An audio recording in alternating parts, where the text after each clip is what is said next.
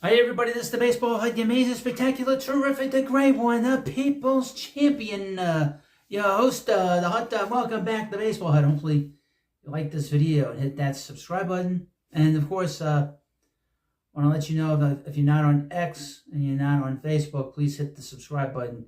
You will get everything you could possibly imagine. And we're going to be very busy through the end of July and really through most of the season now, if not all the season.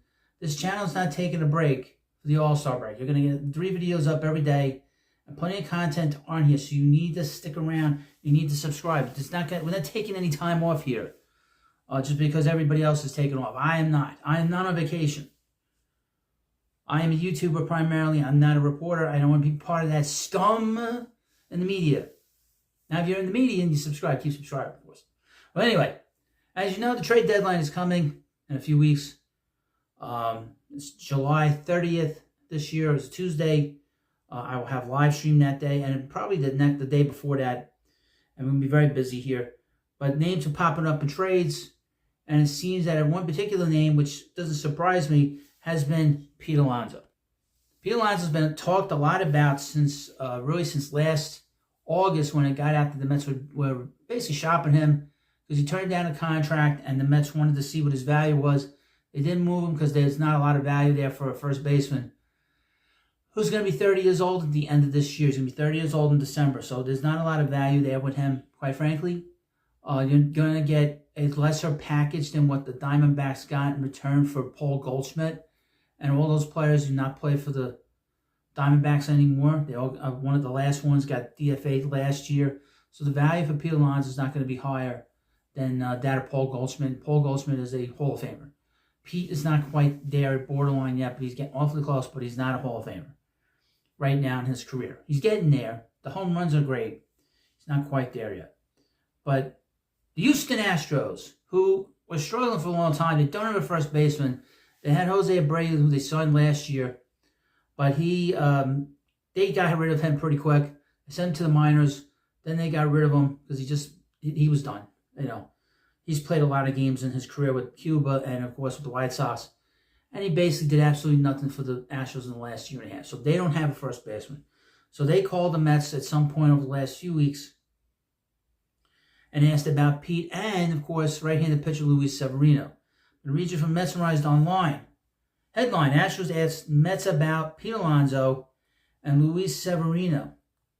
Major League Baseball trade deadline is now less than 3 weeks away, and talks of buyers-sellers are becoming more prominent. In the 2022 season, the league announced that a new playoff format would be used, including an expanded playoff allowing 3 wildcard spots, which has changed how teams approach the trade deadline.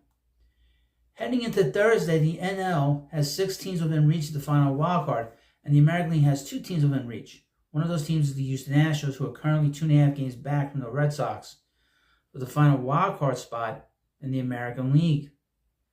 The Athletic analyst Jim Bowden reported that the Astros general manager Dana Brown is determined to find a starting pitcher and long short-term answer first before the trade deadline. Bowden reports that that Brown has spoken with Stearns about the availability of Luis Severino and Pete Alonso, along with Christian Walker from the Diamondbacks, Cody Bellinger from the Cubs, and Andrew Vaughn from the White Sox. I would mention about Cody Bellinger. He broke one of his fingers. He got hit by a pitch. He broke his finger. So he might not get dealt now unless they deal him being on the injury list. So the Cubs are kind of screwed now. They might not be able to move him. And he hasn't had a great year. Due to the Mets' recent success, Bowden reports that Pete has been taken off the trade market. However, Bowden notes that Stearns may both buy and sell. Stearns could look to add a starting pitcher for depth and continue searching for bullpen arms to help the Mets compete for a playoff spot in the second half of the year.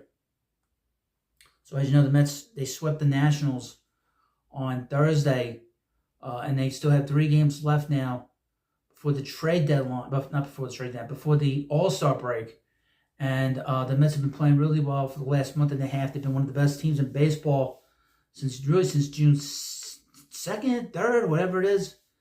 They were 1.11 games under 500, and now they're 2 games over 500 as I record this video. So they're in pretty good shape. They're percentage points ahead in the third wild card, so they're right there. Pete Alonso, like I said, does not have as much value for other teams that he does with the Mets. With the Mets, he has a ton of value. With other teams, he doesn't have a lot of value, to be honest with you. A guy trying to get 300 home runs, 400 home runs is much more valuable with the home team that made him than moving on to another team. And people have a little more acceptance for certain things with a player when he's homegrown. Pete goes on and struggles offensively. He'll be looked upon very differently than he would be if he was here. But he's striving for certain goals and certain numbers. And like I said, just based off of the Paul Goldschmidt example I gave you, you're not going to get much for Pete. So just hold on to him. Let him hit free agency.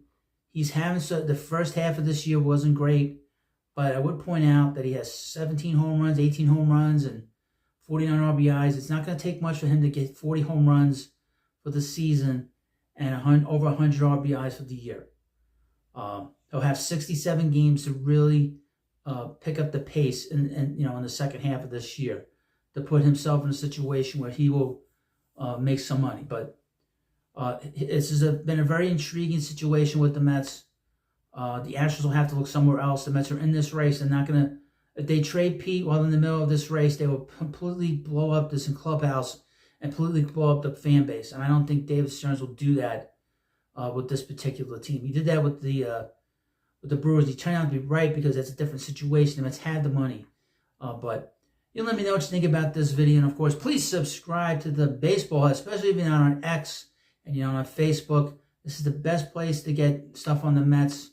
All I care about is the Mets winning. I don't care about nothing else. And I will run over anybody online. I will run over anybody online that says nasty things about the Mets.